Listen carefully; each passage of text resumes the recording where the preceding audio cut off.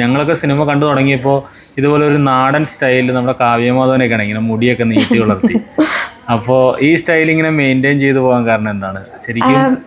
First of all എൻ്റെ അച്ഛന് മുടി വെട്ടുന്ന ഇഷ്ടമല്ല, അതാണ് ഒന്നാമത്തെ കാര്യം. പക്ഷേ ഇത്രയല്ല, ഒത്തിരി മുടി ഉണ്ടായിരുന്നു.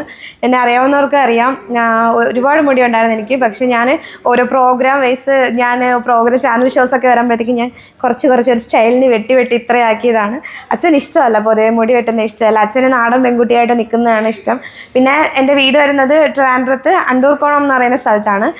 അപ്പോൾ അവിടെ ഇരുന്നാലും എല്ലാവരും ഒരു നാട്ടിൻ പ്രദേശമല്ലേ, അപ്പോൾ ഭയങ്കര ഒരു സിറ്റിയല്ല. സിറ്റിയും പക്കാ നാട്ടിൻ ഗ്രാമമൊന്നും പറയാൻ പറ്റത്തില്ല, സിറ്റി ബേസ്ഡ് തന്നെയാണ്, കോർപ്പറേഷൻ തന്നെയാണ്. എന്നാലും അത്രത്തോളം ഒരു അപ്ഡേറ്റഡ് ആയിട്ടുള്ള പഴയ ആൾക്കാരല്ലേ നമ്മുടെ അച്ഛനും അമ്മയൊക്കെ. അവരൊക്കെ മുടി ഇങ്ങനെ വെട്ടി ഭയങ്കര മോഡേണായിട്ട് നടക്കുന്നതൊന്നും ഇഷ്ടമുള്ള കാര്യമല്ല.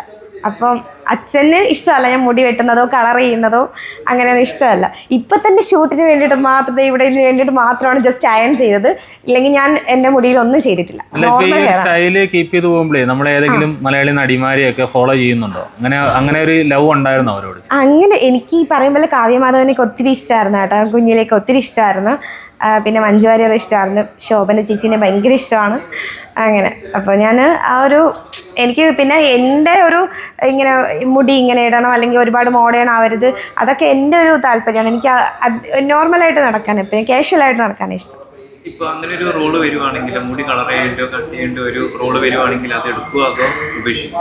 അങ്ങനെ ചോദിച്ചാൽ മാക്സിമം ഇങ്ങനൊരു വലിയൊരു നല്ലൊരു മൂവി കിട്ടിക്കഴിഞ്ഞാൽ ചെയ്യാൻ ശ്രമിക്കും. പക്ഷേ പേരൻസ് അതിന് ഭയങ്കരമായിട്ട് എതിരാണെങ്കിൽ ചെയ്യത്തില്ല. ആ പേരൻസും കൂടി ഓക്കെ ആണെങ്കിൽ, വില്ലിങ് ആണെങ്കിൽ ഞാൻ ഉറപ്പായിട്ടും ചെയ്യും. പക്ഷെ അധികം മോഡേൺ ആവത്തില്ല, എപ്പോഴായിരുന്നാലും ഞാൻ ഇങ്ങനെ തന്നെ മെയിൻറ്റെയിൻ ചെയ്ത് പോകും. ഈ പണ്ടൊക്കെ ഒരു നടിമാരെന്നൊക്കെ പറയുമ്പോൾ ഒരു സങ്കല്പം ഉണ്ടായിരുന്നല്ലോ, ഒരു നാടൻ തനിമ നിറഞ്ഞൊരു പെൺകുട്ടി. പക്ഷെ ഇന്ന് അങ്ങനത്തെ ഒരു ഇത് ഫീൽ ചെയ്യുന്നുണ്ടോ? ഇപ്പൊ ഏറ്റവും കൂടുതൽ നമ്മൾ കാണുന്നത് മോഡേൺ ലൈഫാണല്ലേ, എല്ലാവരും മോഡേൺ സ്റ്റൈലാണ് എല്ലാവരും ചെയ്യുന്നത്. എന്നെ സംബന്ധിച്ചിടത്തോളം എനിക്ക് ഒത്തിരി എൻക്വയറീസ് വരുന്ന തന്നെ, ഞാൻ പറഞ്ഞില്ല ഇപ്പം ഞാൻ മുടി ഇങ്ങനെ ചെയ്തിട്ട് ജസ്റ്റ് ഒരു അയണിങ് ഇപ്പോൾ ചെയ്തത് മാത്രമേ ഉള്ളൂ, നോർമൽ ഹെയർ ആണ്. ഏറ്റവും കൂടുതൽ എനിക്ക് ഷോർട്ട് ഫിലിമിനായിരുന്നാലും എല്ലാം ചോദിക്കുന്നത് നാടൻ പെൺകുട്ടിയുടെ ആവശ്യം വരുമ്പോഴത്തേനും കളർ ചെയ്താൽ എടുക്കത്തില്ല.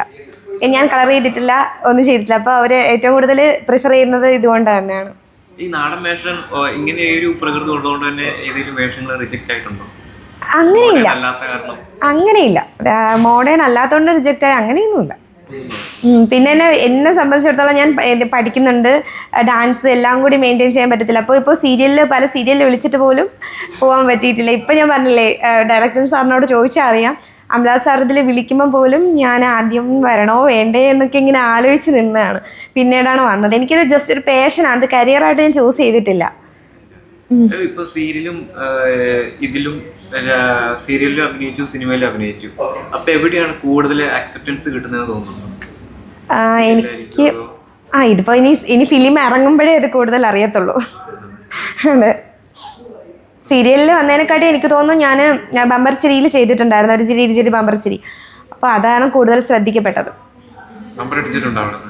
ബമ്പർ അടിച്ചിട്ടില്ല, കാരണം 15 ആയിരുന്നു, 5-15 അങ്ങനെയാണ് പോയത്. പക്ഷേ എനിക്ക് ആ ഒരു ടൈമിലാണ് ആക്സിഡൻറ്റ് പറ്റിയിട്ട് എൻ്റെ വലത് ഹാൻഡിൻ്റെ ഈ ഒരു റൈറ്റ് ഹാൻഡിൻ്റെ എൽബോ പൊട്ടി മാറിയിട്ടുണ്ടായിരുന്നു. അത് കഴിഞ്ഞിപ്പോൾ 3 സർജറി കഴിഞ്ഞു, വീണ്ടും ഇപ്പോൾ കമ്പിയെല്ലാം റിമൂവ് ചെയ്ത് ഓക്കെ ആയി വരുന്നതേ ഉള്ളൂ. അതിനിടയ്ക്കാണ് ഞാൻ ഫിലിം ചെയ്തത്. ഇപ്പോൾ ഇനി സിനിമ കാണാനുള്ള പ്രേക്ഷകരോട് അവസാനമായിട്ട് എന്താണ് പറയാനുള്ളത്? എല്ലാവരും പോയി ഫിലിം കാണണം എന്തായാലും. കാരണം മറ്റുള്ള മൂവീനെക്കാട്ടി ഇപ്പം മാർക്കോയൊക്കെ കാണുന്നതിനെക്കാട്ടിലും കുറച്ചുകൂടെ ഇപ്പം നമുക്ക് പ്രതീക്ഷിക്കാം. ഇപ്പം ഞാനൊന്നും പറയുന്നില്ല, എല്ലാം സസ്പെൻസാണ്. എല്ലാവർക്കും ഇപ്പോൾ വലിയ സ്റ്റാർസിന് മാത്രമല്ലല്ലോ, നമ്മളെപ്പോലെ ചെറിയ കലാകാരന്മാർക്കും കലാകാരികൾക്കും മുന്നോട്ട് വരണം. അപ്പം എല്ലാ പ്രേക്ഷകരുടെ സപ്പോർട്ട് ഉണ്ടെങ്കിൽ മാത്രമേ അതിന് സാധിക്കത്തുള്ളൂ. അതുകൊണ്ട് എല്ലാവരും പോയി കാണണമെന്നാണ് ഏറ്റവും വലിയ ആഗ്രഹം. സിനിമ നല്ലൊരു വിജയമായി മാറട്ടെ. Thank you.